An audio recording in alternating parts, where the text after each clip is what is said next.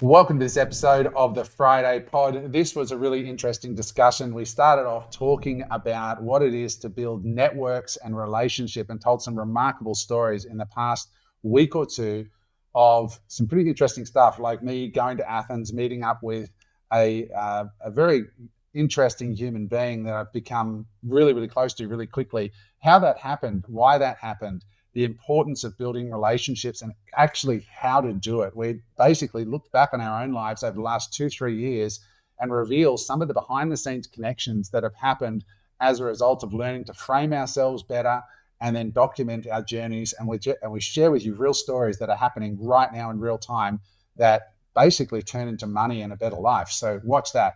The second half of the pod, or the last quarter of it more accurately, we talked about what can go wrong with Bitcoin Treasury companies. And there's a lot of hype around it right now. They're the number one stocks in most of the stock markets around the world.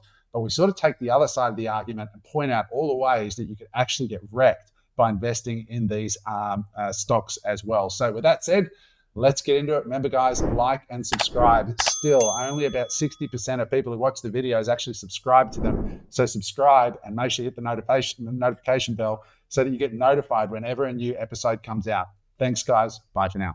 All right, guys. So I woke up the other day and this clip that many of you saw went a bit viral on the Daily Mail, which was kind of weird. It's interesting, a reminder of how big some of these sites are, because I got all of these messages from all over the world. And I wanted to just share something at the top of the pod for everybody listening to this, which was that clip, where I spoke about, people turning their houses into hotels, their bodies into porn and all that sort of stuff. That clip, by the way, just came out of a book called The Tao of Bitcoin, but they clipped it. So it looked like I was taking credit for the quote. It wasn't my quote. But what was interesting, that podcast, I agreed to go onto with a couple in Australia. It's a tiny, tiny podcast. Like, they literally have like 50 followers on their Instagram. And I said, yeah, sure. They're followers of our pod. They asked me, hey, would you come on our podcast? And I just said, yes. So I just wanted to remind everybody out there, that always say yes is a real thing. I said, yes, this lovely couple. Somehow the Daily Mail picked it up. I asked them, did you guys contact the Daily Mail? Do you have a PR team? No, they said no. It just hit off on our tiny little channel. And the next thing you know, I woke up, I was in Athens, and I woke up in the morning to just a barrage of messages from all over the world, including from the Daily Mail seeking comment. And it came out of a tiny little podcast with a couple that literally had 47 followers on their Instagram page when I went to actually check them out, which was nuts. And I didn't look till after. I just did the pod. So it's really interesting. Hey, how many followers do they have now? I don't know. I haven't looked. 9,000. No. and can you give us some? What was the main sentiment overall, if you were to break it down into maybe 3 or 4 top variables? Oh, just that clip that the Daily Mail picked up on. I basically recited a quote out of the book, The Tao of Bitcoin, that hit me right in the face when I read the book, and I wrote it down. And it said, because of inflation. Sorry, James, am I answering the question? No. I said, with the barrage of inbound that you got, what was the basic sentiment of the responses or messages? Yeah, just people going, oh, holy shit, dude, I saw you on the Daily Mail. And I'm like, is there an overlap between Daily Mail readers and our readers, which is pretty surprising to me, but they're pretty pervasive, these platforms. So, yeah. So next thing we know, we're going to see photos of Adam sunbaking naked on a yacht in Cyprus, I reckon, on the Daily Mail. You've made it now, bro. Spotted Adam Hudson on his summer holidays. That's it. So with his new fully blasted back with some Cypriot sign on there. Bitcoin tat. The other Bitcoin sticker. The other thing is, I shaved my head, as you guys can see here, right? Like a lot of people follow us on Instagram, and yes. One of my followers texted me this. I don't know if you can see it on YouTube, but can you see? For those of you guys that are listening, it's literally Adam with his shirt off, with a shaved head, with a massive Bitcoin tattoo on his shoulder, kind of going up his neck. It looks like he's one of the Comancheros at the gym, ready to pick up a kilo of coke and drop it off somewhere. You guys out there want to know when the Bitcoin top is in? I'm calling it now. When Adam gets that Bitcoin tattoo, that's the fucking sign. That's the sign. Anyway, you know what these news agencies are doing really well is through social media. Going out right? of business? You go, but you go on Facebook or you go No, on not Instagram. professional. A lot of them have sponsored ads and stuff through social, so they got great hooks, right?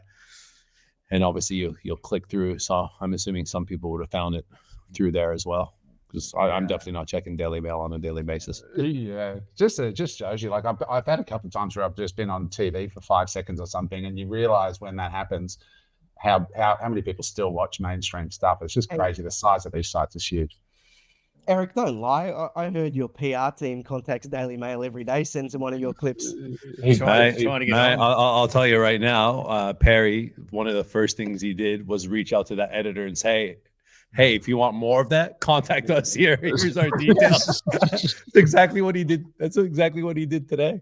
What That's a what you need legend. to do, right? Yeah. You gotta try. Man, like we say, attention is the new currency. You just don't know, right? And like what Adam said, good thing I was wearing the hat, right? Like he was wearing the unemployable hat. So people are gonna look at that unemployable. They might type in unemployable on Google, on YouTube, or something, and that's how people are gonna find you. You can't sell a secret. And like Adam said, I think it's definitely part of the plan for all of us. What we should be doing is getting on more pods, definitely, whether they're 50 followers or 50,000 followers. Doesn't mean that the 50,000 followers are going to get the Daily Mail plug, Yeah, it is. It's super powerful. Mark? Just something small, not as big as the Daily Mail, but I did Tony's pod, Empowered Man, which I think you guys have done as well. And I don't think it blew up or anything like that, but I had one guy message me, and it was like such a heartfelt, like just show stopping, just stopped me in my tracks, the message. And I just thought the thing that I was left with is, geez, like if I've only impacted one person in this way, then it's more than worthwhile, because it obviously hit them at a place that, was where they're at, and it made an impact in their lives. And so just to hear that feedback was pretty special. So it's like, yeah, you should always, like Adam said, you should always say yes, because if it's even just one person out there that hears your message and they resonate with it, then you can literally change lives, one by one. And yeah, you should. And if you're starting a little pod, you should always ask too the inverse of that. Like there's a young, a lovely couple that run that pod, and I looked on their pod. I didn't even check out who they were. They just said, I follow you guys and we're starting our pod. And I just said yes. And when I jumped in their channel, they also just recently had Daniel Priestley on, who was on Diary of the CEO recently with Stephen Bartlett. And, wow, people don't realize the connectivity. Because I've now been on that pod, I could easily say, hey, could you guys connect us with Daniel Priestley? And then when we're connected with Daniel Priestley, we're 1 degree of separation from the producers of Diary of the CEO. That's how connected it is. This week, I've got pods happening with all kinds of interesting people as a result of me just simply reaching out proactively.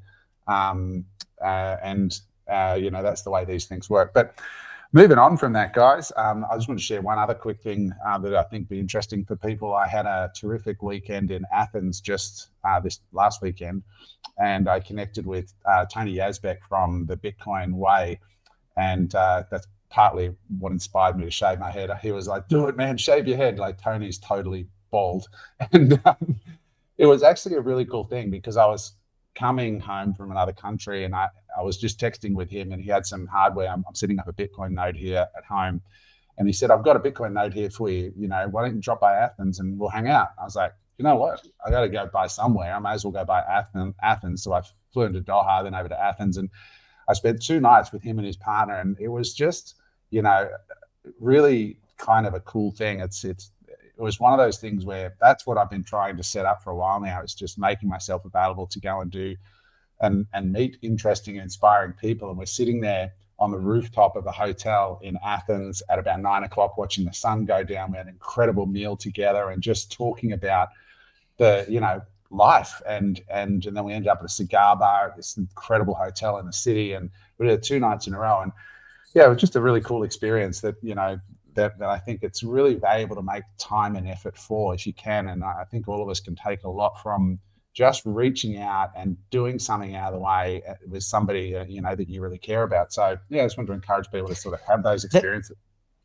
It's always the way, like it's crazy how there's so many times where I haven't kind of wanted to go to an event, or haven't wanted to do something, haven't wanted to do this thing because I'm like, it's going to be average. And then it's always that event that you didn't really want to go to, that you then meet someone and you're like, oh my God, that you just connect and you just hit it off with that person on a level that is different to the everyday kind of back and forth chit chat that you have when you meet people. And you're like, fuck, I'm so glad I went to that event, because that person, that connection is so much more important. And yeah, I just think that's really cool, man. Like it's those kind of connections, and it's those kind of link ups and meetups where you're sitting across from someone and you're like, your kindred spirits, or you got some sort of connection with this person that you wouldn't have otherwise had if you didn't kind of go out of your way. It's pretty cool doing it too. It's like not like you sort of just going and zipping up for Brisbane for the night or whatever. You're flying across half different cultures, different cuisines, the whole shebang to catch up with the mates. So it'd be a bit of an adventure. Yeah, that's the amazing thing about Europe.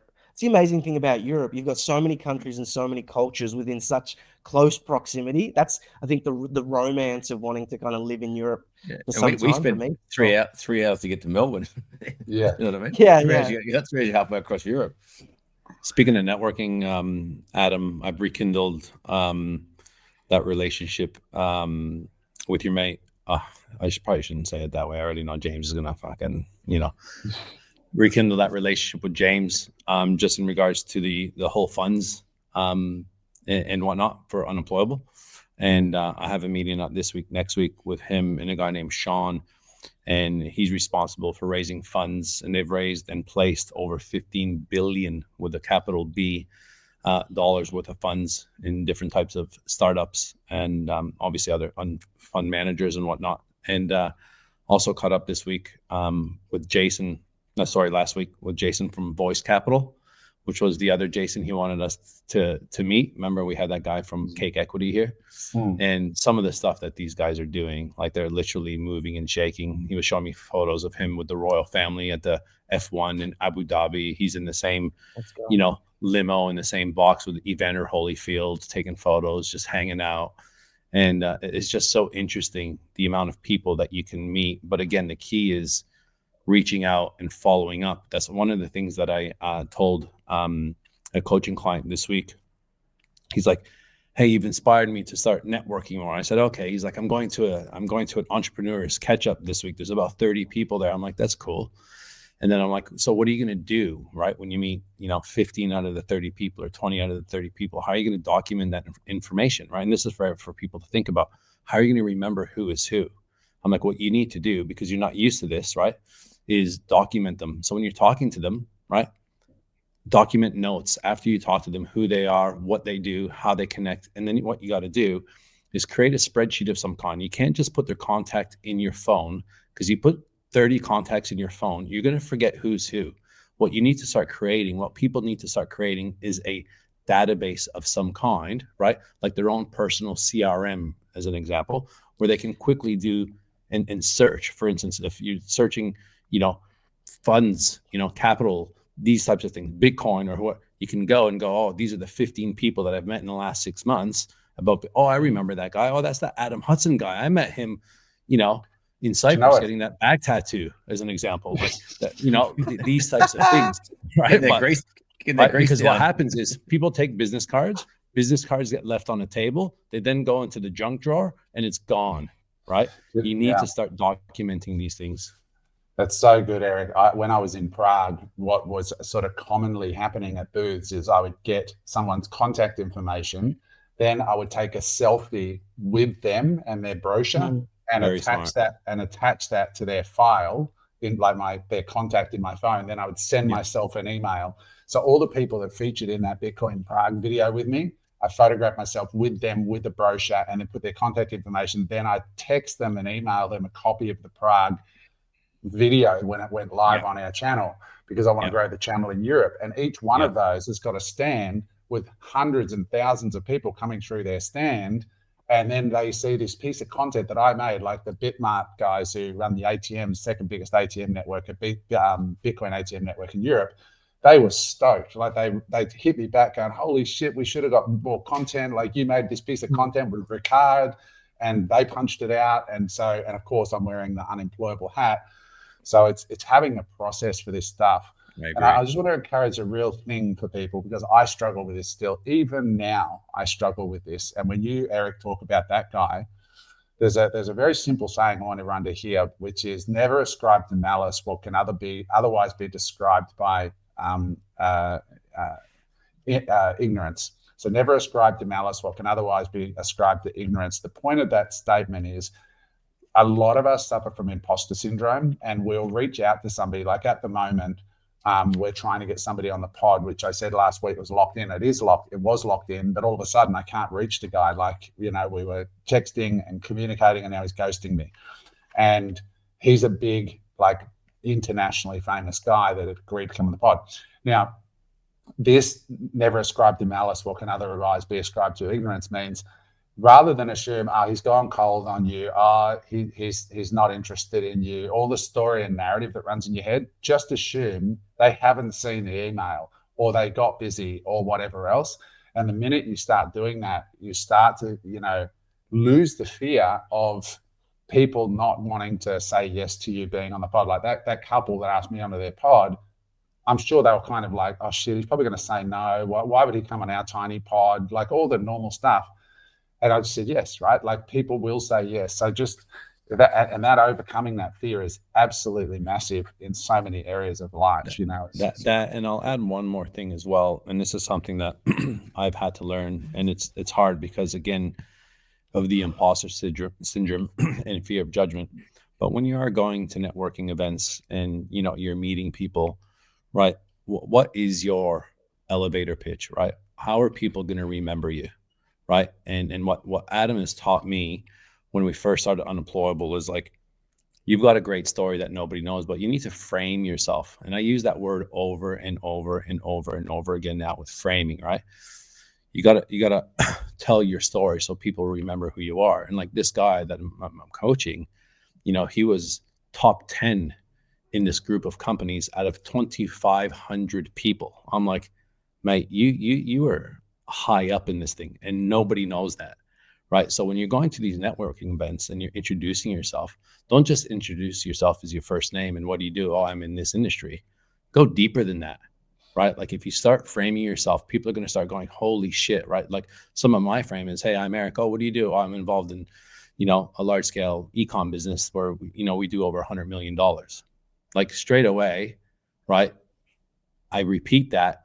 And I feel like a wanker at times because of the imposter syndrome, but that is a frame, right? I'm Eric and I'm doing X amount of developments in real estate and I've made X amount. Like it's a frame. If you're going to a real estate event, that's the angle. If you're going to an e-com event, that's the angle. Never been able to do that, man. Like that's like I not envy. I'd kind of admire people who are able to go into events like that and frame it and get contacts and take names. Like I can never do it. I'm like, yeah, hey, Mark. Like I have imposter syndrome big time when it comes to that kind of thing. When you've got a business doing $100 million bucks a year, so it takes away probably the bit of imposter syndrome though as well. Like it's a pretty big. No, it doesn't. It doesn't. It almost makes it harder, I reckon. Like because it's a big thing to say, I'm doing 100 million a year, because the judgment against a statement like that, or Mark saying, I outperform I blitz the S&P by a factor of 10. Like A players are going to go, fuck, tell me more. And losers are going to say, what a wanker. And it's a great fucking polarizing statement. Yeah. But it is. And there's more losers. There's more losers than A players. That's the reality. But when you're going to these networking events, it's a different type of caliber of people. It depends where you go. It depends who you're talking to, right? You need to be like, and this is what I'm saying. I'm teaching my daughters right now. I'm like, it's all about the approach, right? Because talking about attitude and this and that, like think about the approach. We need to be chameleons, right? We need to know what rooms that we're being in and what should be discussed and what shouldn't be discussed, right? I'm not going to go into, an event where I know that there's going to be, C players there, and I'm going to be sitting on my high horse going, hey, this is who I am. But if I'm going into a proper, if Adam's going into Bitcoin Prague as an example, and he wants to get in with the Michael Saylors of the world and these types of people, he's going to be talking like I know a little bit about Bitcoin. Well, actually, you know what? I've put in over 2,000 hours of education into this. Like that sets somebody apart, because I'll tell you right now, no one else on this pod has put 2,000 hours of yeah, maybe you, Mark, but you know, like I surely haven't. So, but that frames me right now going, whatever in my mind, right? As a friend, I'm not saying this, that Adam knows everything, but that gives me more conviction to listen to Adam, right? Because that for me, that gives him relevance in that space. That gives him credibility in that space. And there's a reason why people chime into Unemployable Media, is because we're creating relevance. Some might get on with me and like my angle. Some will love Mark, some will love James, some will love Adam. But the reality is we all have a story. Like I didn't know you sold 3,000 blocks of land. When you told me that initially the first time, I looked at you differently, Mark. Right? That's the reality. I looked at you differently. If you came to me and said, I've sold 30, who cares? 3,000. I can work out 3,000 times, you know, 300 to 500 grand a lot times X% times, like, this guy's made some cash. He's done stuff, right? When you're telling me the other day, when you were vulnerable with, I forget who we were with, and you were telling us how much actual money that you're playing with in the market live right now, I'm like, this guy's serious, right? It's not, you know, he's not playing with 50 grand. He's not playing with 10 grand. He's playing with a good chunk of money to go, holy shit, the conviction. And I know you're a family man, you have kids, you know, you've got people to take care of. And that's what I mean about that framing. So it's a whole package together where I'm great at networking, right? But I was pretty shit at framing until I started Unemployable Property. To give you an example, every podcast I'm framing Shannon and Carson going, 4 years ago, this guy was cleaning carpets. 4 years ago, this guy was driving an excavator. Now they are doing over $100 million worth of deals, which is even more now, because some of the stuff that they're working on makes me feel like down here, and they're like, and I'm like, shit, I got to catch up, man. I got to pick up my game, and that's what we want. Can I ask you a question? Do you think it's like a bit of a numbers game as well? Like I remember once there was this guy, Chris Burt, he was a property developer, and I learned heaps from him through watching him and how he went about dealing with council, buying sites, etc. And one day we went out to a bar, and both single at the time, and he just had this ability to kind of go up to every single female at the bar and say, "G'day, I'm Chris," whatever. And I'm just like, man, how do you do that? And he's like, I worked out a long time ago that it's a numbers game. He goes, some people aren't going to like the cut of my jib.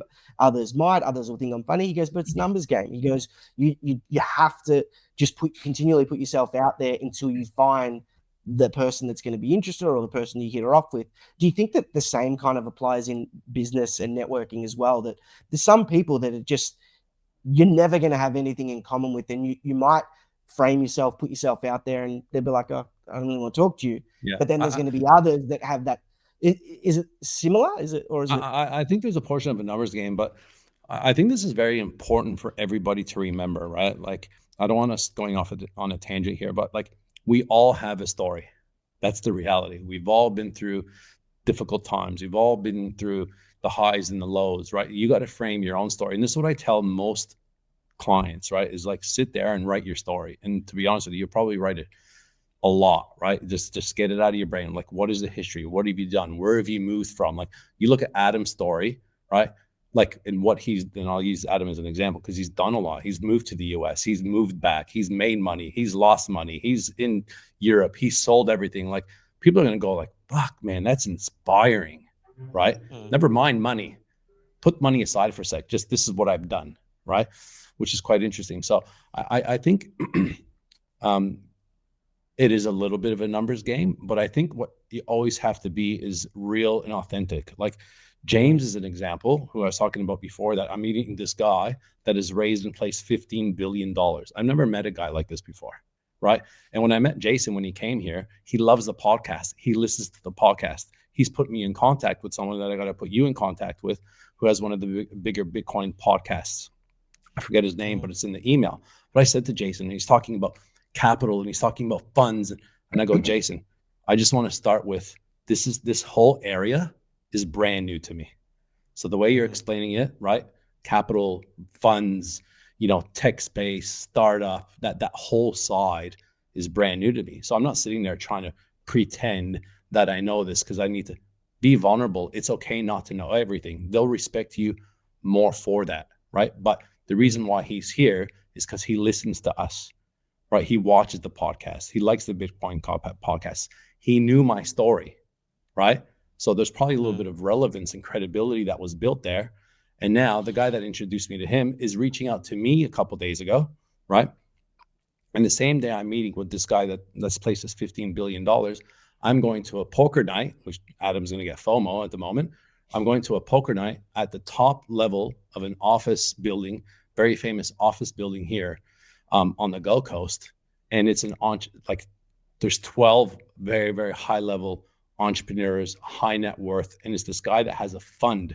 So he's obviously putting it on. Food, drinks is from 4 p.m.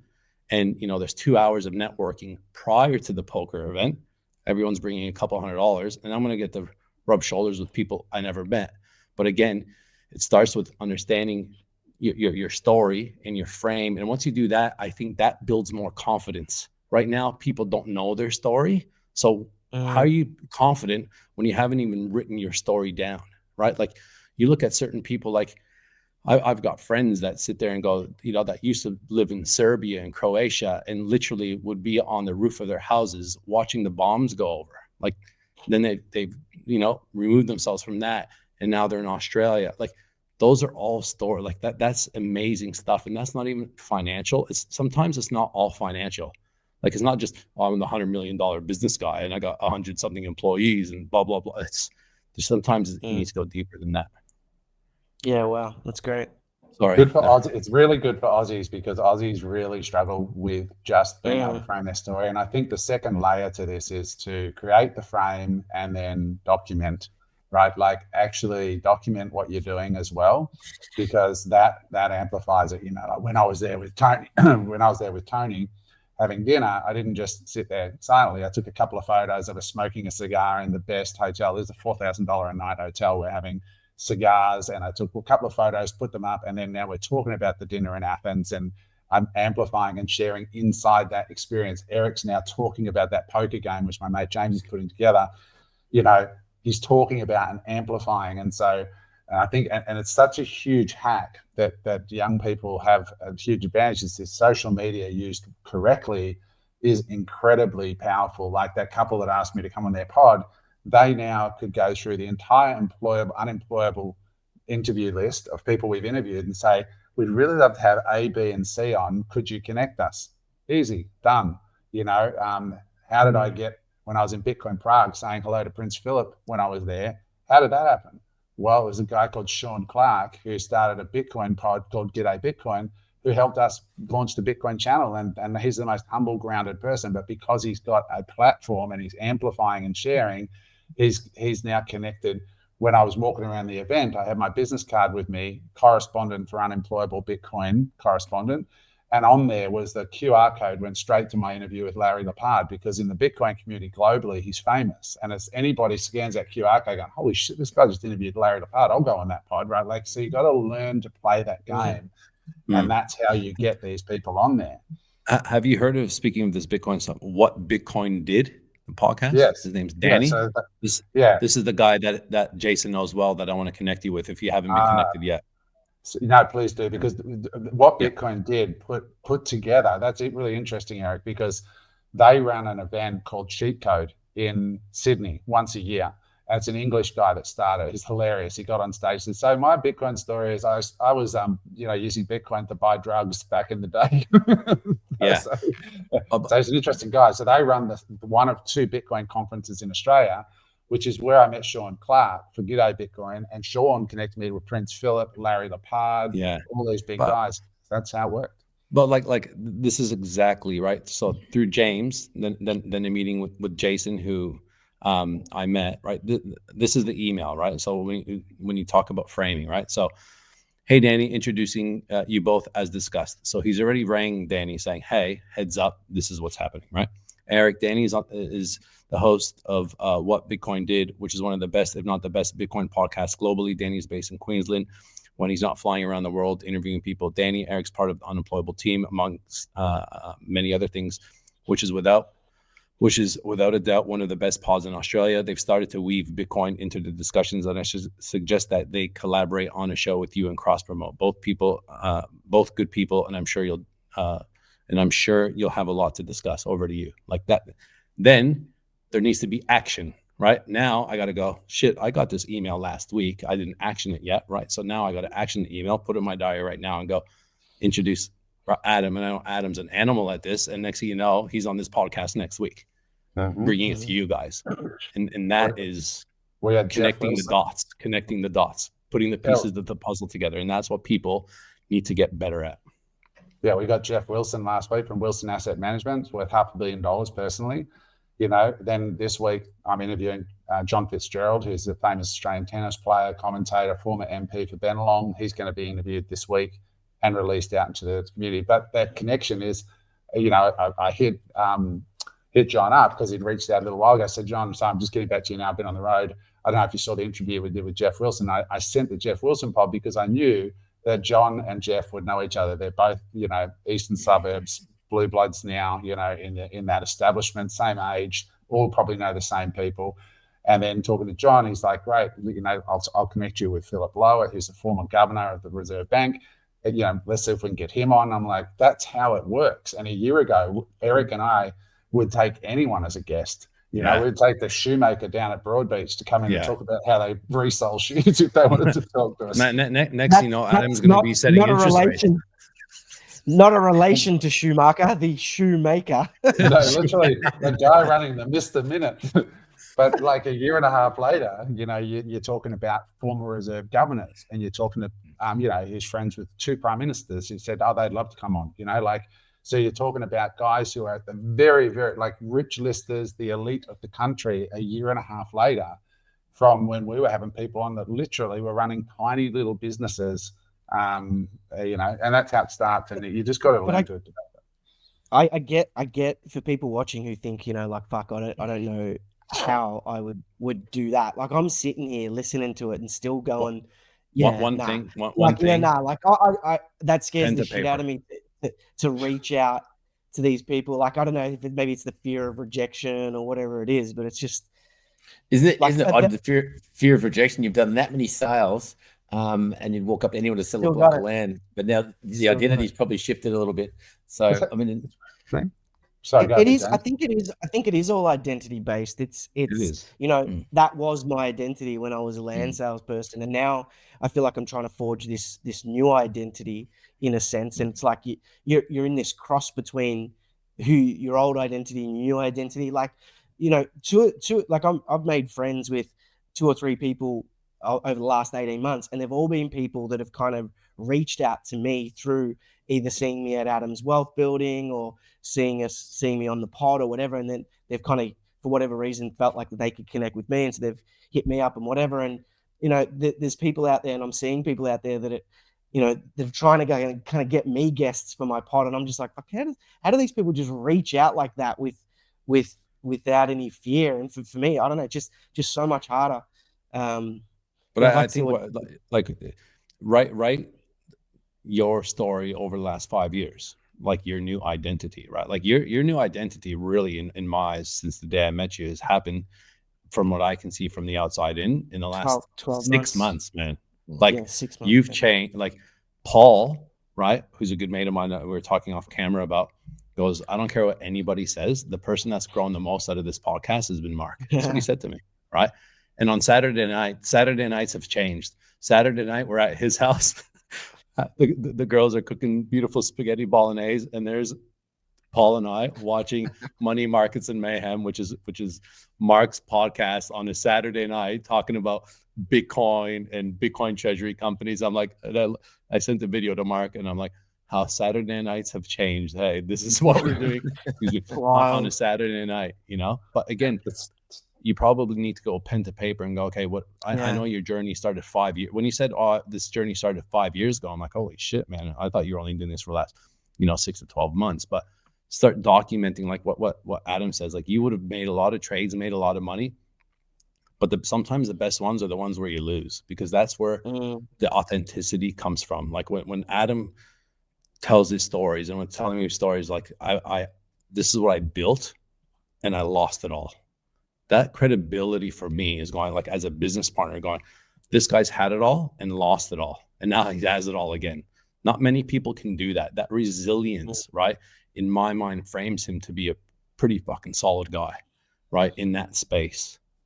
And yeah, it's very cool, guys. Learning to brand. I just want everyone to hear that we all struggle with it, even now. Like when my phone rings and it's someone like a John or like a Jeff Wilson, you know, I get a text from Jeff, you know, hey, can you chat? And I'm like, sure. And then I'm on the phone with this dude, and you think, and totally normal guy, totally lovely. At the end of the pod, he's like, so tell me, like, we'd stop recording. Adam, what's your story, mate? Like, tell me, how did you get to where you are? Like, and he was really, really genuinely curious. And then we talked about Bitcoin for a while. But I'm starting to get better with the imposter syndrome, but I still get it now. You know, I still go, fuck, what am I doing? Like, when John Fitzgerald called, I'm sitting there in Cyprus having breakfast at a hotel, and my phone rings. I don't even know how he got my number, but Sean gave it to him and said, Sean, you know, you call this guy. And I'm sitting there and I'm like, what the fuck? Like, I know this guy, these people. And it's a very strange feeling, but you just got to keep asking. Sean Clark at G'day Bitcoin is just such a great inspiration to me, because he's just such a normal Aussie, and he's like got set up his podcast studio on the ground floor of his home, just started recording. And like this dude, when you watch him, you look at who this guy knows now, it's just incredible. And it just started with asking and watching it. And I see the comments too. I just, you know, saw one last week saying, I don't care what anyone says, Mark's my favorite. And I love seeing that, because I know where Mark came from. And, you know, there's an old quote of like, you know, don't judge somebody by what they have achieved. Judge somebody by what they've had to overcome to achieve what they've achieved, right? And I look at James in the same light. Like, James is fundamentally an introvert, and here he is on a pod. You know, this is not natural for him. And for Mark, I know you've got fucking Greek daddy issues, like Italian daddy issues, like the rest of us, right? Like, but it's amazing. Like, I've known James for quite some time, 8 years, 9 years, whatever it's been, right? And since that, again, at a networking event, right? And here we are so many years later, right? In business together, right? Like doing a proper development together. And it's my first time working with James. You've worked with James in the past, Adam, right? So It's my first time literally working day to day. We're on the phone every day. We're messaging. Hey, we're pushing. And now I get to see what level he works at, right? Like, I get to see how his brain works. I get to see how, you know, and it's so interesting, right? Like, it's just interesting in a good way. No, like get shit done, right? Like, right. But I mean, you think very fast, obviously, but I think we all know that. But the thing is, that's you, right? But you push the project, like, you push things, you get shit done, like legit. When this is a little bit of a side note. This is James, okay, to a T. I'm going to tell you something. This is James to a T. So I got my microphone. I come to the studio, right? And we have our panel of 4. So instead of me doing it at home and stuff, I'm like, you know, I'm just going to come to the studio and do these Friday pods. So I got my mic, I've got my headphones, I've got my camera, I've got another little light, and I've got this little USB stick. So there's cords everywhere. So when I'm done this pod, I pack up, I grab the mic, I grab the camera, the light, and my headphones, and I plop it on my desk. Anyways, James comes in to do some work. I'm in the studio. He's outside in the office part. He's on the phone getting stuff done. And then I'm leaving. And so while James has been working, he's literally grabbed the mic, he's wrapped the cords ever so tightly in a little bow, in a little knot. And it's literally like perfect. That's James. Like, his spreadsheets, I'm like, hey, James, do you have that Google folder? Or do you have that document? Yeah, let me share the screen. And his, like, my Google Drive is quite good. But let me tell you, man, like, the organizational skills that this guy has is on another level. It can be crippling to a personal partner, I can tell you that much. If you ever get invited to dinner at James's place and James is cooking, say yes. Because James is an incredible cook, right? Like a legit good cook. But what's amazing is watching him work is like, it's spotless. By the time the plates hit the fucking table, the kitchen's immaculate. There's nothing, like, it's clean. The when you pump those qualities through ChatGPT and that prompt Mark gave to us all, it doesn't always come out gleaming. That's for sure. It's like perfection to avoid fucking the shining light beaming on all your other imperfections and whatnot. So it can be a massive decoy. So. And like I'll back to Mark for a second there. I actually text him nearly every Saturday saying, listen to your pod, think it's great. And I've known Mark for 15, 16 years or more now. And just to watch him just shine, especially when it comes to these pods and the way he articulates stuff and communicates it to other people's, it's pretty unbelievable. So I appreciate it. All the watchers, I just want you to notice something that's sitting in plain sight that most people might not notice. But look at Mark right now on the camera. He's made an investment. You don't look. That screen is not by accident. Like, he's got the bookshelf, he's got the lighting, he's got the microphone. Like, he's made an investment into content, and because he realizes the value of this. And most people don't see it. They don't understand the investment. And that's why if you look at my screen right now and you've got the orange light in the background, you've got the TV, you've got a little bit of an attempt at a set. The reason that is because of Mark. I watched Mark level up and I went, shit, I've got to get my game up. So I jumped in a car and drove up to Nicosia, which is where you get all the good stuff in Cyprus. And I went in there and grabbed the light and grabbed the dirt. I've got a light over here, got the light behind, and I studied and I up-leveled my camera because of Mark. So this is the thing about getting around good people and about, working in teams. I just want to change gears quickly. So Mark, go ahead. Just to put a bow on it all.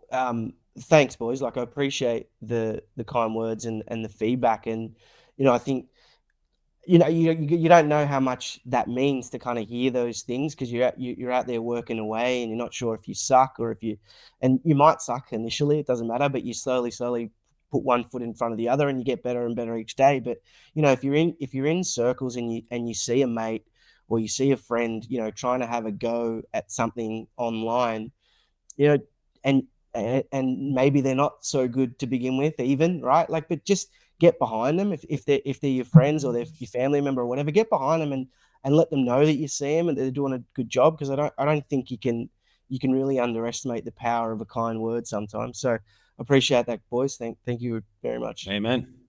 And with that, guys, like, I do this with these guys on the pod, like they're my best friends, right? And so when I first was encouraging Eric to create content, whenever he put a piece of content up, I would say, mate, this is great, do more of this. Even if it sucked, I told him it was great, right? Like, and with Mark, no, but I did because but I mean, I'm joking. No.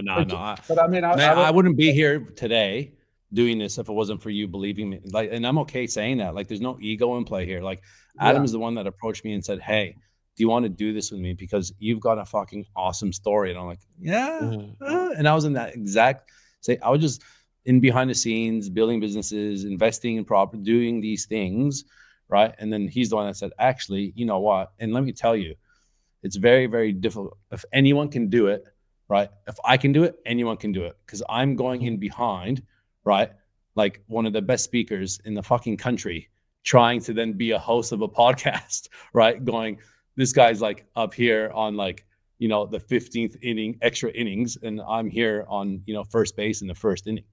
And there was a point where I'm like, shit, I don't know if I can do it. Like, I'm going to be judged. I'm going to be like, I don't have nowhere near the dialogue that this guy has. This guy's got unbelievable memory, right? But again, hearing the feedback from other people and you guys and getting the DMs and stuff like that inspires me. Like you said, a kind word goes a long way. And we're not saying this so I can now go and get DMs and go, oh yeah, I feel good about myself. I'm past that now, right? And I will only get better and better, because there's also the constructive criticism that comes back and goes, hey, try this or try that. Or like, I just seen a comment from a podcast that we released today.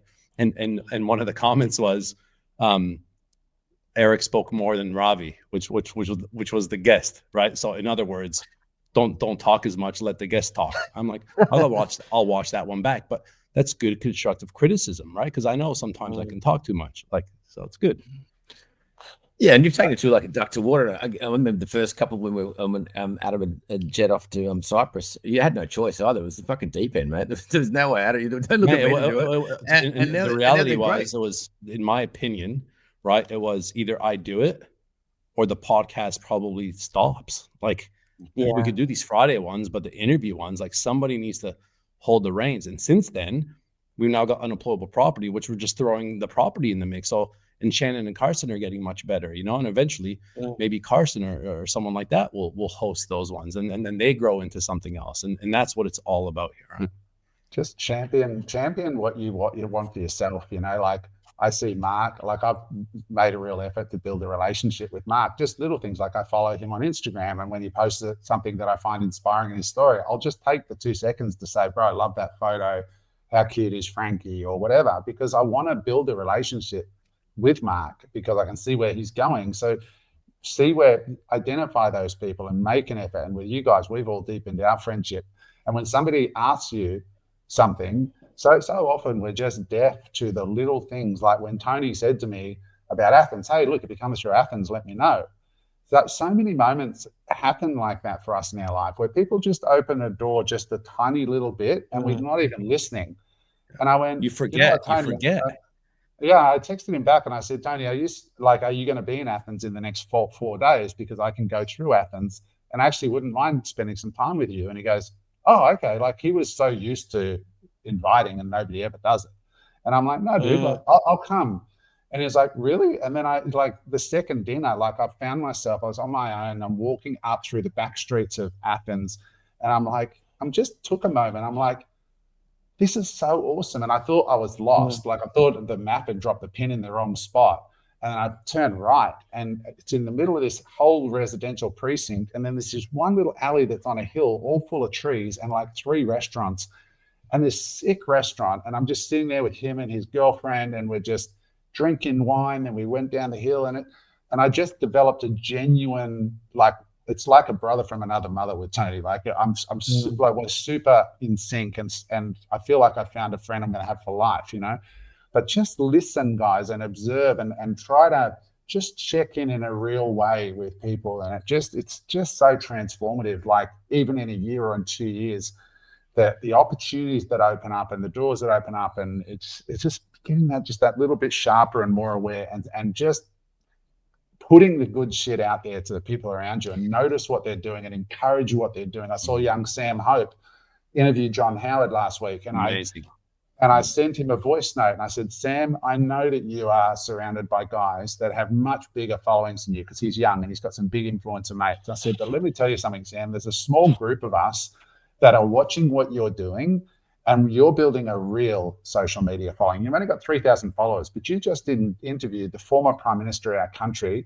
Congratulations. Well done for fucking asking the guy and having the balls to follow that through it. He could say I've done nothing. He hasn't done anything in business, and he's sitting there with the former Prime Minister in his offices in Sydney interviewing him. It's that time of year again at Unemployable, where we're opening up our Unemployable business coaching program.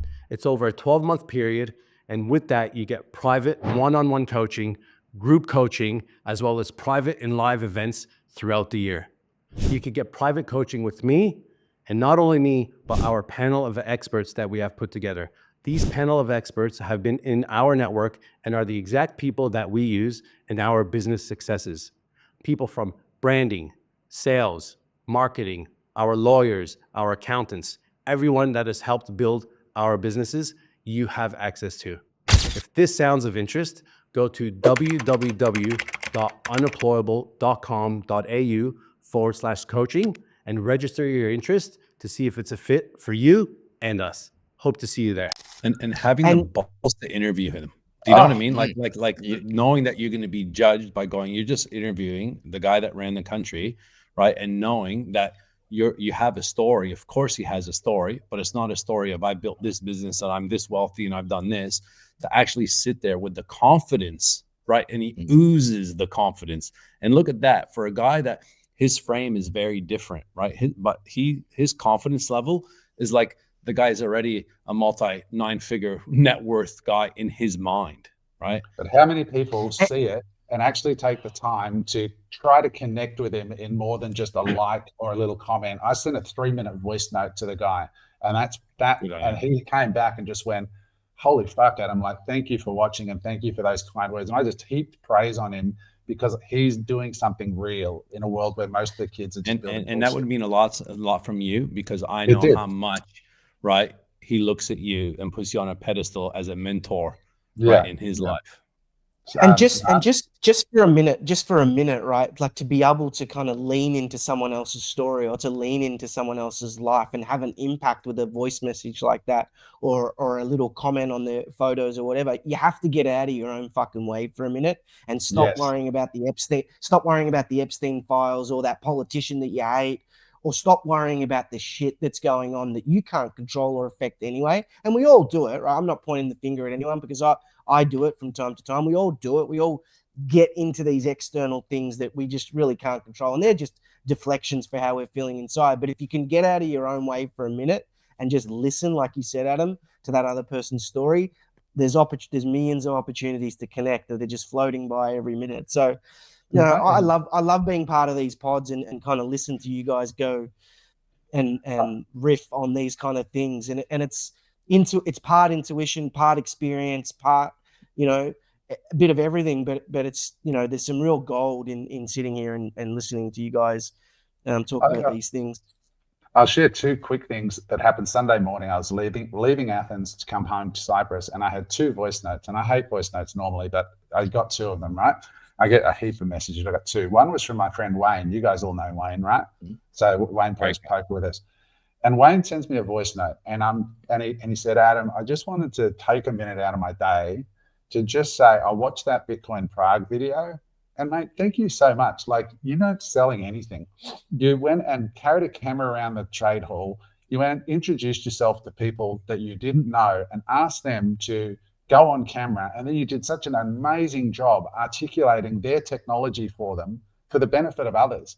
And he said, and you're really, really good at it now. And he said, I just wanted to take a moment to recognize you for that and say thank you, because you basically put me in the backpack and I was able to experience something I would have never experienced.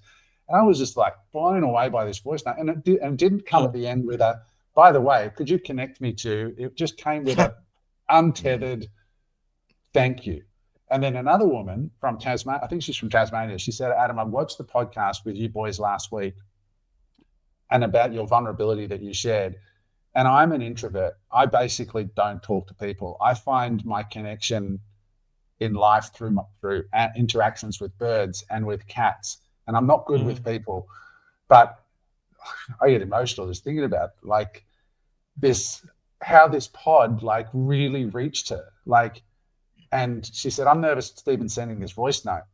And I was just like, fuck, like the fact that she just had the courage and got out of her own way, as Mark said, to actually hold the speaker and send a heartfelt, meaningful note.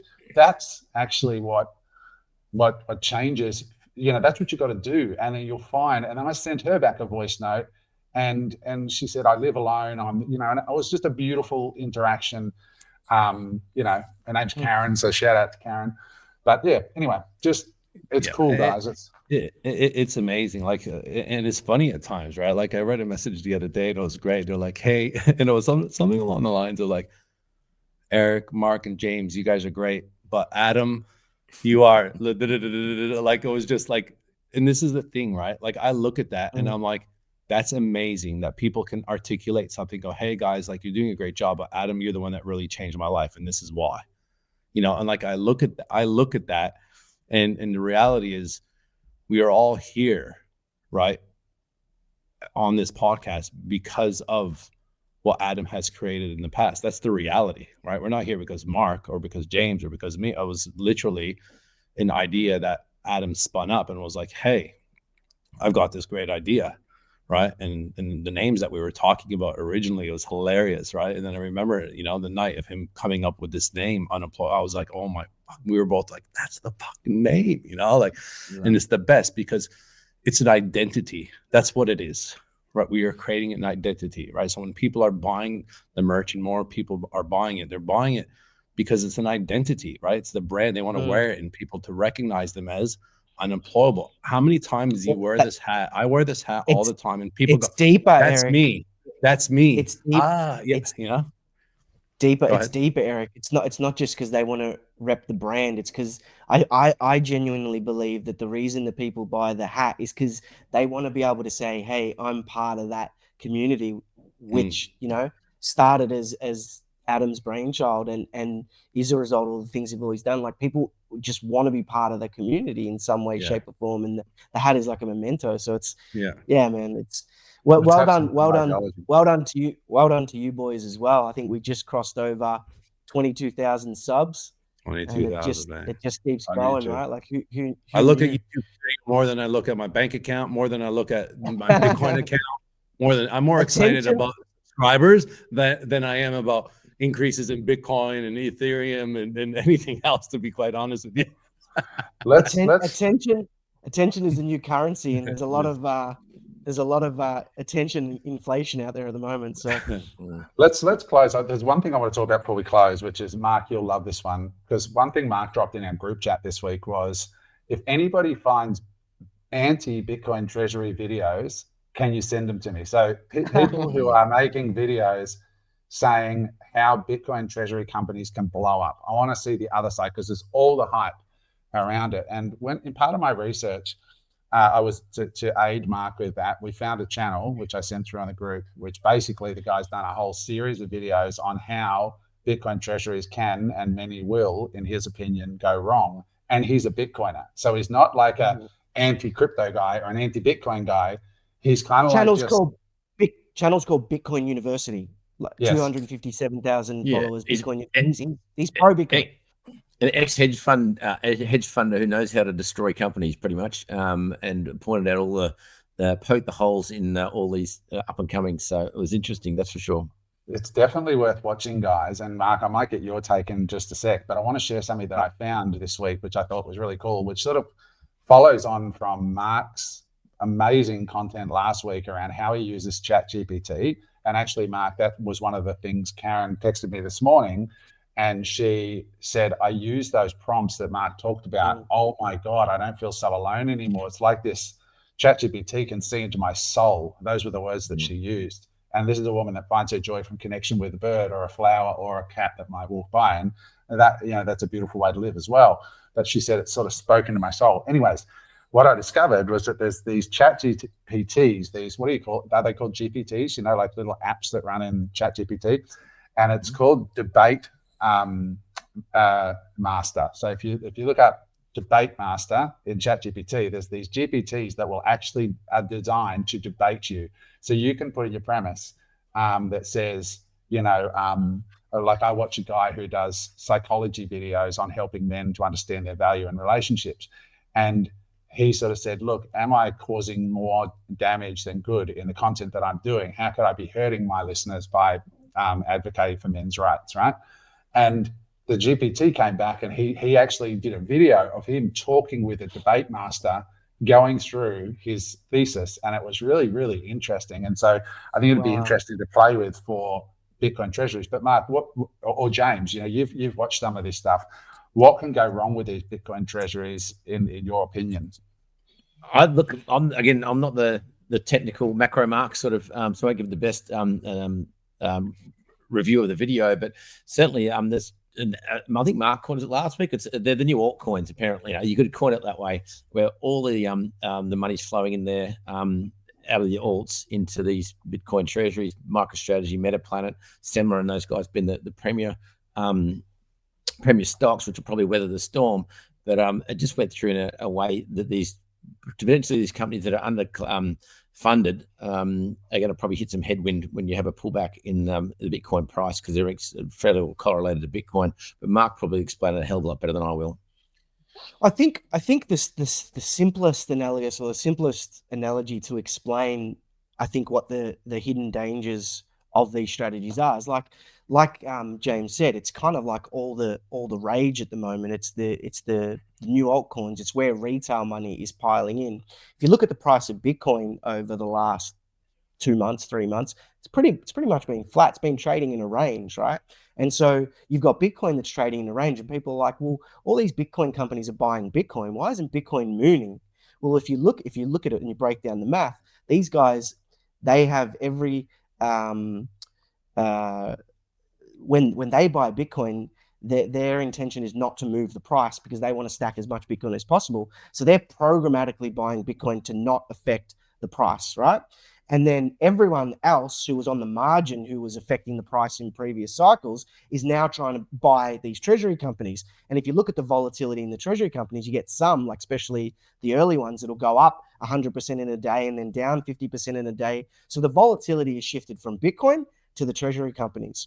Now, the simplest way that I've got to explain the danger in Bitcoin treasury companies is that the two things that they require to succeed are attention, so people need to know about them, and fiat currency.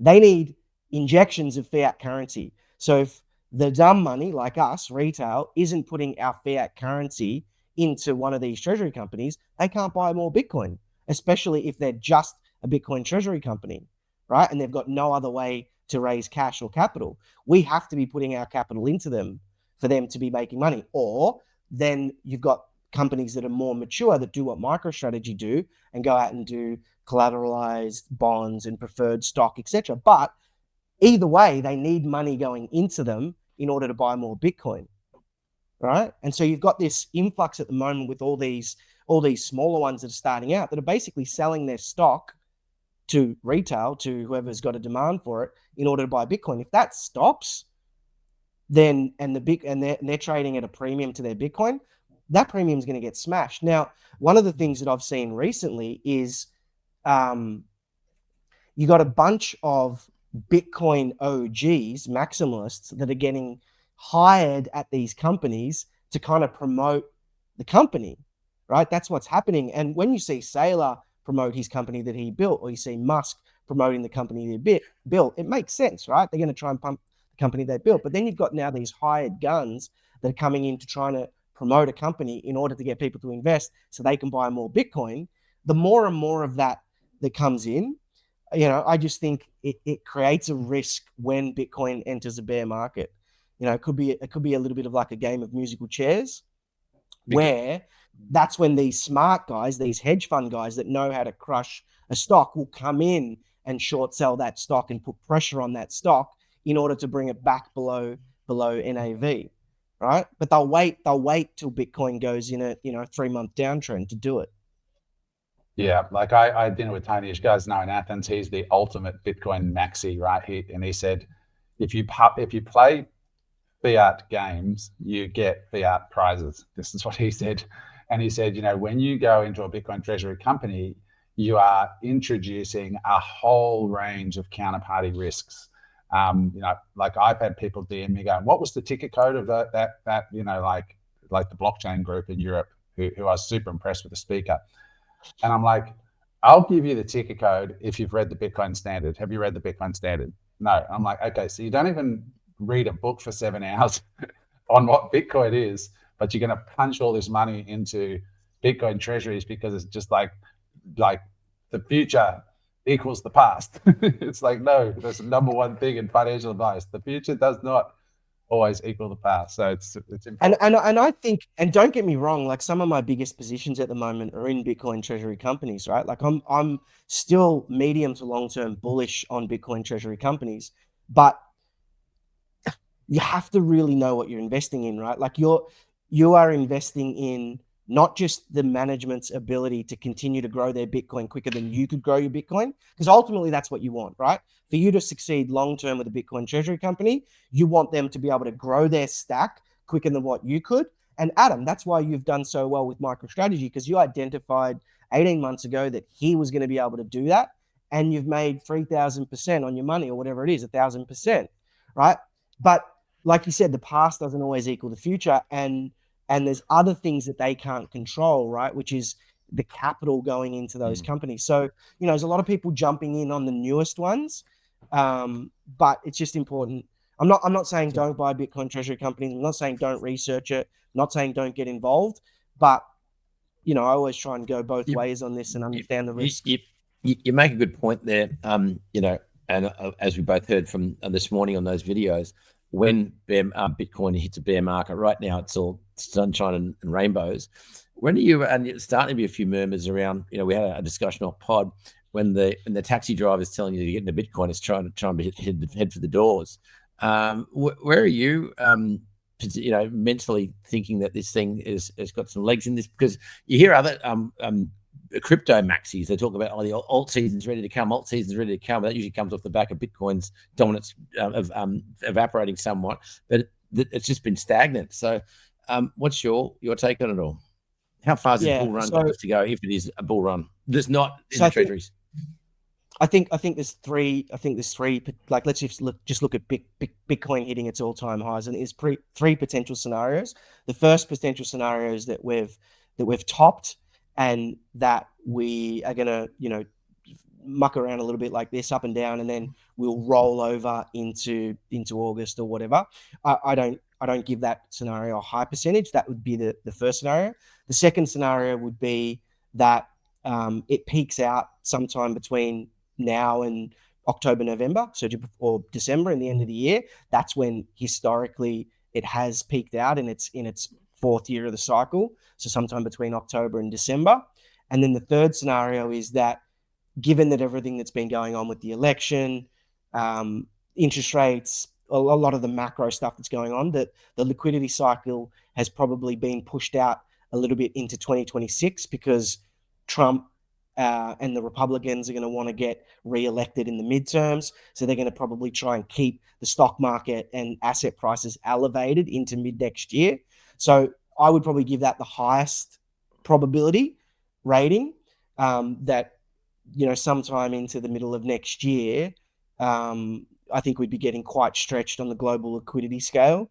And that, if we get any kind of blow off into the end of the year, you'd want to be taking some lifestyle chips off the table for sure, if you're all in. But that could change, right? Like the news and the headlines every day are changing, and it's so dynamic. But I would think that the cycle's probably been extended a little bit, and it'll be sometime in the first half of 2026. And the shitcoin's going to run? Is there an altcoin season, or is that a thing of the past, in your view? Look, I think when things get crazy, and Bitcoin does have a blow off, or just what people do, because people are have human nature tendencies, they'll just go further and further out the risk curve. So as this starts to happen, people will start to buy some of these shitcoins, and they'll run. But I don't know if it'll be like a full blown alt season like in the past. I think, and I also think it's going to be a lot more short lived if it does happen. I got some questions. Are you done with that, James? Oh, I didn't say one other question. Just on the hysteria, I suppose you call it. Everyone's storming into these treasuries and whatnot. But another announcement that we haven't had in Australia came through early this week, is one of these blockcoin lenders, block owners, now just announced BTC backed home loans up to 60% LVR, which, if you're a big Bitcoin maxi and you go in there and you lever up on Bitcoin to buy the home, which would be on leverage, it could be quite an ugly outcome on that pullback. That's why I sort of set up what do you think of the markets? So just on that, right? Like, at the end of the day, whether it be Bitcoin treasury companies, whether it be people doing Bitcoin lending, whatever it is, the reality is those people want your Bitcoin, right? Totally. And so sometimes like people like the OGs and the maxis say the best thing is to just custody your own Bitcoin, have your own keys, don't leverage it, don't lend it, just keep it. That's your insurance policy. And I think there's some truth in that. If you are going to start getting cute, do it with a very small percentage of your portfolio, especially if you're not skilled in trading or understanding macro timing, because eventually, really, everyone else really just wants your Bitcoin. Where did I hear it? That, like the whole thing with Bitcoin being Bitcoin, but as soon as you start introducing these different instruments, you're starting to be pulling back in the fiat currency, right? Not just the Bitcoin. Now you're playing the fiat currency game as well. So you're introducing that back into the mix. And that's the whole thing that people are talking about that is broken. So why bring something that's broken and everyone's talking about it as broken back into the mix of something that here's so good? That's my mindset. I don't know if it was you that mentioned it in a pod, Adam, or someone, but I'm not sure who it was, but yeah, it's interesting. I have some thoughts on some of this stuff, James, because I think this time, you know, these are words I say, very aware of what I'm saying. This time, I think it is different. There are some distinct differences with where the world is now with this whole cryptocurrency space and where it has been in the past. Like, as a Bitcoin has been around this for a while now, you know, maybe 8 years. If you told me 2-3 years ago some of the things that have happened in the last 2-3 years around Bitcoin specifically, you wouldn't believe it. You know, like the US government is now talking about a Bitcoin strategic reserve, and only a Bitcoin strategic reserve. Banks, I don't think that'll happen. No, but just even the fact that they've got a guy in the White House, David Sachs, talking about this stuff, right? I think they'll just not sell. But there are other people saying that they are engineering ways right now to build a Bitcoin strategic reserve, as long as it doesn't cost taxpayers money, yet to be seen. But banks lending money against Bitcoin, like or custodying Bitcoin, or I just think you can't underestimate the amount of brand building that has occurred in the last couple of years for Bitcoin specifically. It's phenomenal. Jeff Booth would say that we're seeing the protocol wars being won, as in, like it took 15, 16 years before we decided on www as the protocol to run the internet. But once that protocol war was won, and Bitcoin is a protocol upon which everything else will be built, and you're starting to see this in these lending products and so on. But you are, as Eric said, you're introducing all of these other fiat things where there's leverage and margin and all these things that are built on top that brings risk into it. Can I ask you a question, Adam? Can I ask you a question about what you just said? Because I'm a staunch believer in Bitcoin. I feel like I fundamentally understand the reasons behind why it is here, why it was created, and why it will succeed, right? But what did Bitcoin top out last cycle? 69K? Mm-hmm. 69K. If I had said to you at 69K last cycle, hey, in 2025, you're going to have a president that has endorsed Bitcoin. You're going to have MSTR that has 600,000 Bitcoin. You're going to have Treasury companies adopting Bitcoin like crazy. All the things that you've got on your rap sheet that has basically happened that shifted the Overton window to where it is now. If I said to you, what do you think the price of Bitcoin will be in 2025? And I asked you that at 2021 peak, what would you have said, right? Yeah, no, and you're 100% much more right. than much more than 108,000. It feels like it's considerably underpriced at the moment relative to the macro shifts that has happened in the space. And, I've been really thinking about why that is. There's people rotating out of direct Bitcoin ownership into ETFs. There's people like this week, what was all over the press was the guy who moved $1 billion worth of Bitcoin that he's hodled since the beginning. Rumor is it's Roger Ver, and that's pretty much when, as soon as I sat down with Tony in Athens, he said, yeah, it's Roger. He's just moving some Bitcoin.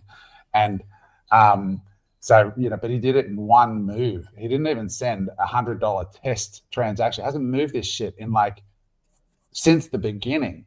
And he just goes and moves $1 billion like that without a test. He didn't even send, normally he'd send $1,000 just to make sure that the address is right and is being received, not just boom, oh geez. But did Tony have anything else to say about that? Because if it is Roger Ver, he's currently in Majorca, and the US is trying to get him extradited back to the US to face criminal charges. So yeah, there's discussions around. It's kind of just blown over, right? Like, is he doing a deal with Trump? Like, I'm of the belief that there's a more than zero chance that, here's tinfoil hat shit for you.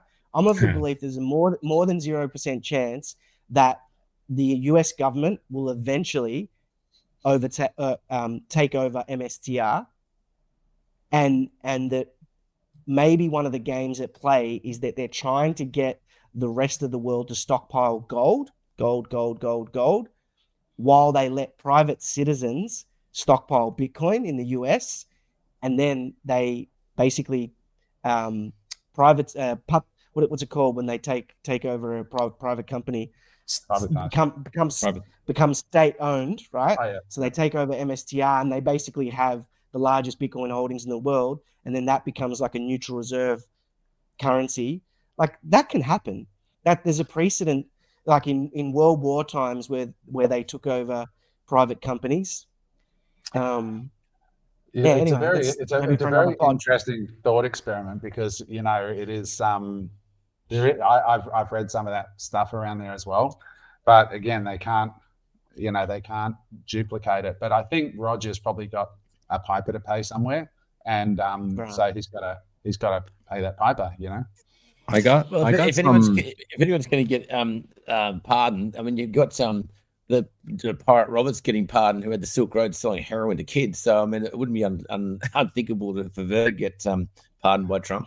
Well, to be clear, right, he wasn't. People did it on the platform. He was completely impartial. Just to be clear about him as an operator. Enabled people to sell heroin to kids then. Yeah. Well, he was a free speech absolutist, right? Like, it's like Elon with X. There's some horrendous shit on X, but we need X, right? We need those platforms, those inaudible. That's why Nostr is blowing up, and why people are, super interested in a decentralized social platform. And things are moving. Yeah. I've got a question from Mark, probably to end the pod, just some constructive stuff that people can take with them. And I see some of the questions you asked in the chats that we're in. So when you're looking at Bitcoin Treasury companies, Mark, and you're researching them, what are some of the questions? What are some of the things that you're looking for that other people can do when they're doing their own research? Because it's good saying do your due diligence and do your research, but what are some key things that they should be looking out for? Yeah, well, I mean, to give you an example, right? Like, if you look at Metaplanet today, Metaplanet just announced that they bought another 2,000 or 3,000 Bitcoin, and the stock basically didn't move, right? And I think the reason that the stock didn't move is because in the short term, sometimes the fundamentals have nothing to do with where the price of the stock actually is. Like, if you look at Metaplanet, it was like $100 Japanese currency, and then it went up to like 1,500 in Japanese currency. And basically what happened is it had that big parabola, that blow off, and now the price is consolidating, right? So I think one of the most important things is to have a basic understanding of technical analysis. And if you don't, to grab the charts and put them into ChatGPT and understand where it is in its pricing cycle, because people, all stocks, everything that ticks goes through like four phases. It's like the basing phase, it's like the growth phase, the leveling out phase, and then the downward phase, right? And so just knowing where it is on its pricing phase cycle, because a lot of what's happening with these treasury companies, the forward performance is being priced in, and then they're going out and living up to it. So, for example, Smarter Web Company had a valuation of $1 billion, and they only had something like 300 Bitcoin. It's like Semler Scientific was priced at 600 million, and they had 4,000. So the market is not being rational or logical there. They're pricing this Smarter Web Company on the promise that they're going to continue to buy more Bitcoin. So just understanding, the main things to understand is where is it in its short-term price movements? Like, where is it? Has it just had a blow off? Is it about to run? How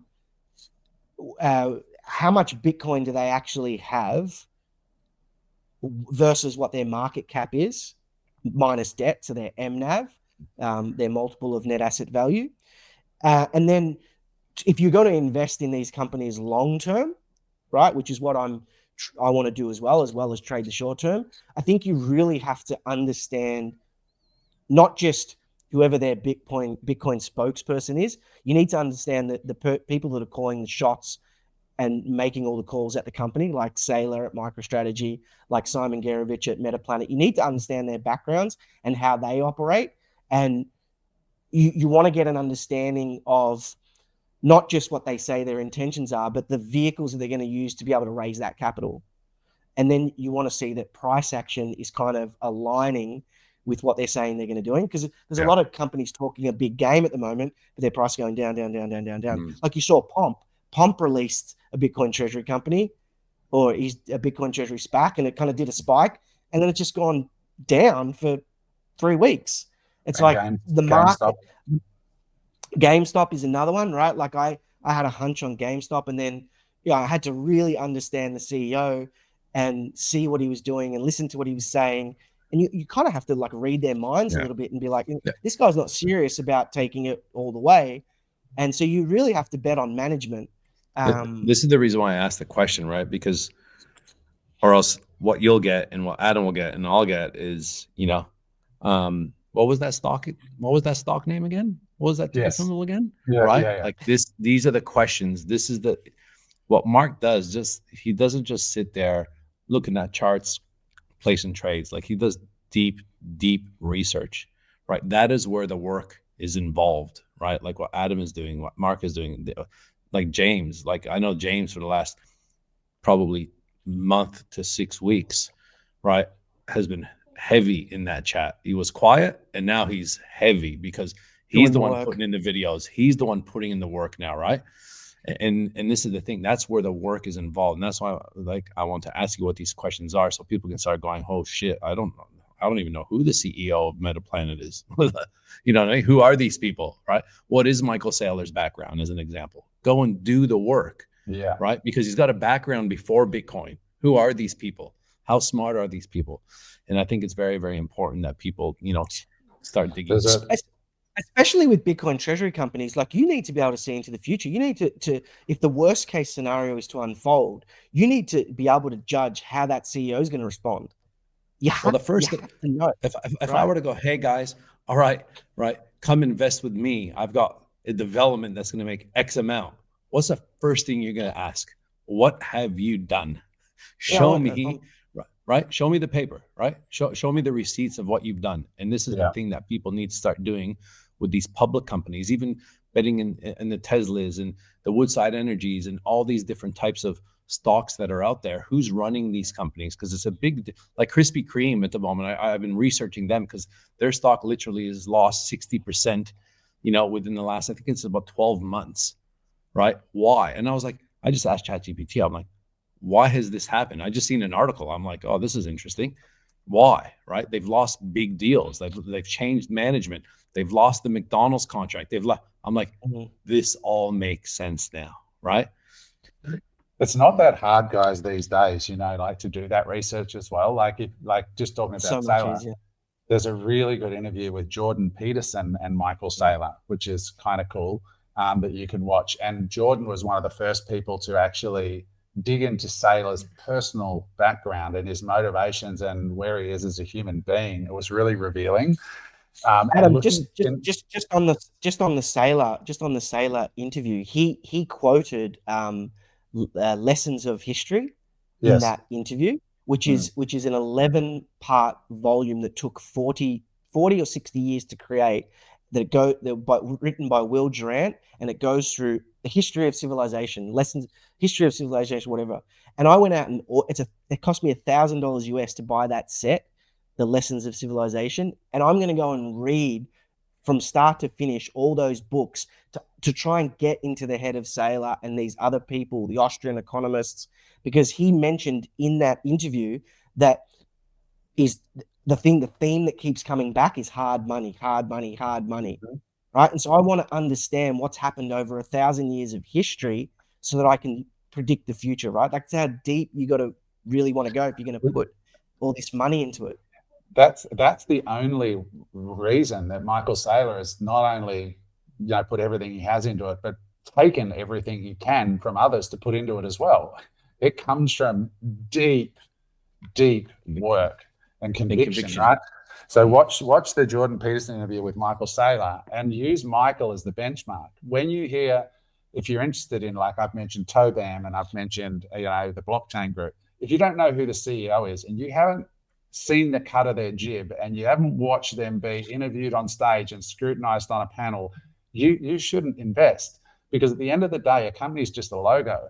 That the actual energy, the spiritual heart of the business is a person.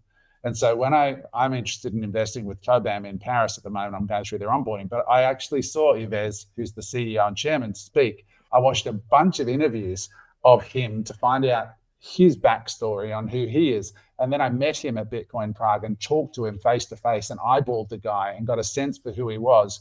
Now I'm interested, and you try to do that agnostic of the share price. Eric Semler is another one of those guys I watched speak on stage in Paris, and I watched him speak on stage in Prague, and I went and met the guy, right? And I get a really solid feeling about Eric Semler as a person. I could be wrong, but at least I know who is the guy behind this and the way he thinks and where he's from and what his background is. And then you look at Paris, then you look at the blockchain group, and I don't know as much about that particular guy, but it's a very young guy running and driving that business. So if you really want to learn this stuff, there's a tool I sent to, just one other thing before I move on to just one tool and then we'll wind it up. You got to look in Bitcoin, we call it signal. What is the signal? Like when we went to Prague, the first thing I went up to Tony and he had his big Bitcoin way stand there. And I said, "How are you feeling, man?" He goes, "The signal's strong here. You can feel it." It's almost like they're talking about the Force in Star Wars, but it means every year I've been here, we've exhibited, and this year there's more people. The vibe's different. All the shitcoin all the shitcoin companies have been banned. They don't let shitcoin our companies in. It's just Bitcoin only. Says the signal is strong. What he's looking for is the overall vibe. I sent you guys a photo, I think, in the chat group of Mark Moss, who's a big YouTuber out of the US. And it was a photo that he put on his Instagram account, which most people wouldn't have really paid too much attention to.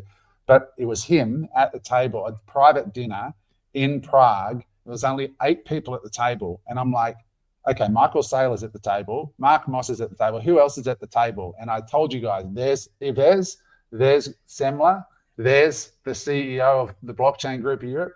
That is something that you've got to look for, because you're like, can you imagine the conversation that would have unfolded with Michael Saylor, who took $1 billion to $100 billion in 5 years? Like that's where shit happens. And more interestingly, who's not at the table? Who was in Bitcoin Prague that didn't get a seat at that table, right? What other Bitcoin Treasury CEOs could have been there but weren't, right? So this is the kind of stuff that you really start to look at and you start to pay attention to. There's a website called strategytracker.com. You can look it up. I gave it to Mark just this week. And it basically has the top Bitcoin strategy companies, and it shows them side by side with all the key metrics that you need to understand if you're going to invest in treasury companies: MNAV, net asset value, debt levels, instruments, and it's got all of it there like a dashboard and a panel. It's free. Get that there and go to ChatGPT, and you will be amazed if you just dedicated 2 or 3 full days to watching content and just drilling in with ChatGPT until you understand the way these things work. You will be so far ahead of people. My dad, he's been a school teacher in a public system, not a school teacher, but he taught in TAFE, and only ever made modest money. Grew a net worth at one point to about $8 to $10 million when it was a lot of money. I'm talking 20 years ago, investing in gold companies. But my dad would invest based on who was on the board, not anything else. He would just follow the executives around the world, and that's how he built a fortune. And he lost it all in the crash. I think what you're right saying there as well. Having bought and sold stocks and having involved education companies years ago, this terminology and the metrics used are completely brand new. They're like 6 months old, effectively.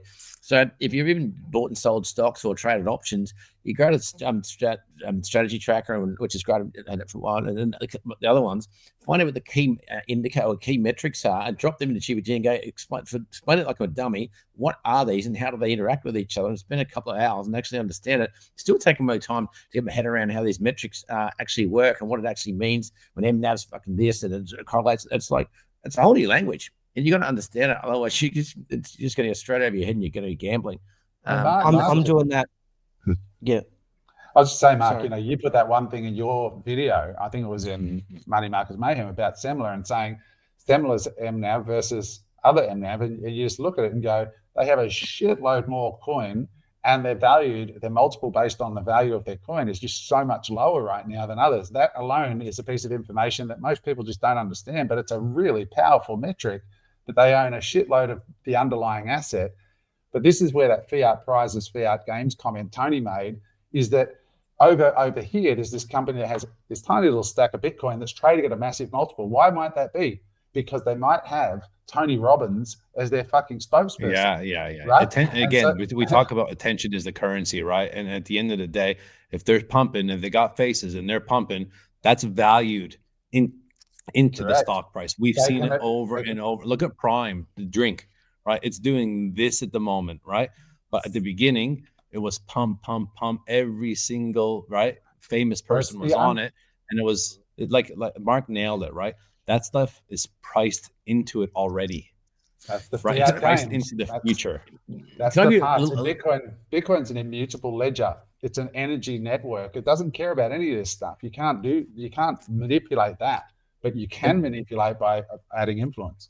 So just one tool I picked up during the week to expedite the, you can sit there and watch an hour long or a 45-minute long podcast or whatever it may be, and taking notes madly, and you're getting lost in all the weeds of it all, and you're too busy and you're scrambling, rewinding, carrying on. Watch them if you must. But what I've found is cool is an app called Tactic, TACTIQ. Download it. It's free. As you put it in your Chrome browser, you just drop a YouTube. Instead of having to copy and paste a transcript, you just grab the link and it transcribes the whole thing in like a nanosecond. You just drop it straight into GPT and go, explain this for dummies. And in 2 minutes, you pretty much absorbed an hour's worth of information. Wow. I said 2 minutes, 10 minutes. If you go back and read through it, then ask it specific questions. So anytime I get a YouTube video now, because time's short, is I just grab it. If I'm interested in it, bank it and go, right, I've got 5 videos, Tactic, bang, transcription, into a new chat and GPT, Tactic, SRAM, and it just really shortens up the learning curve massively. What is it, James? TACTIQ. TACTIQ. So Tactic.